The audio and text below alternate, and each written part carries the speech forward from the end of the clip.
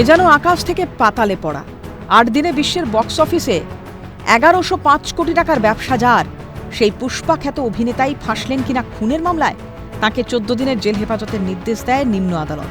পাল্টা গ্রেপ্তারি ও এফআইআরকে চ্যালেঞ্জ জানিয়ে তেলেঙ্গানা হাইকোর্টের দ্বারস্থ হন তিনি। অবশ্য ইতিমধ্যেই ৫০,০০০ টাকার বন্ডে অন্তর্বর্তীকালীন জামিন পান অভিনেতা। Is the police having a right to investigate anything and they having a right to file a charge sheet? It is not a stage to decide the case. Sir, jail section kadandi. It is not a jail section. This is a judicial remand only. Every case line judicial remand only 14 days only. It is judicial remand. Ivala ledane the court will be decide after hearing the both sides arguments. Police সূত্রে খবর, অভিনেতা ও তাঁর team ও আয়োজকদের বিরুদ্ধে ভারতীয় ন্যায় সংহিতার ১০৫-১১৮ এক ধারায় মামলা রুজু করা হয়েছে। সেই হিসেবেই এদিন গ্রেপ্তার করা হয় অভিনেতাকে।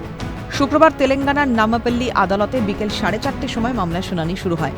আদালতে বিচারপতির পর্যবেক্ষণ, নিহতের পরিবারের প্রতি সমবেদনা থাকলেও আদালতের প্রশ্ন, সেই থেকে অভিযুক্তকে কিভাবে দোষী বলা যায়?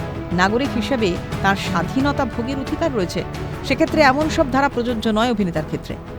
As well as he has filed wakalat and arguing that the Allu Arjun is not having any knowledge and not having any intention to commit that size of offences, which alleged offences are in the FIR and remand registry. Those alleged offences are not applicable to this accused particularly. He is not having any knowledge, he is not having any intention to commit this type of offences are will. যদিও অন্য পক্ষের আইনজীবী জানান, প্রেক্ষাগৃহে আসার অধিকার থাকলেও road show এর কোনো অনুমতি ছিল না অভিনেতার। দাবি আইনজীবী, The hero totally had a knowledge about the public gathering, so he come with road show. He didn't take any permission for the road show, so that's why the PP had argumented to the judge that he didn't take any permission for the road show. That's why this incident happened.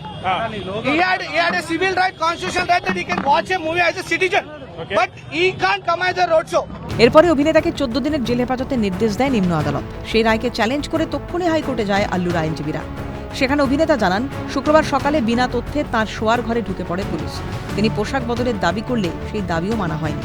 এর পাশাপাশি অভিনেতাকে জলখাবার পর্যন্ত শেষ করতে দেয়নি police. আদালতে তাঁর দাবি, পুলিশের গ্রেপ্তারির অধিকার থাকলেও ব্যক্তিগত পরিসরে ঢোকার কোনো অধিকার নেই। অবশেষে হাইকোর্ট থেকে ৫০,০০০ টাকার বন্ডে অন্তর্বর্তীকালীন জামিন পান অভিনেতা। ক্যালকাটা নিউজ।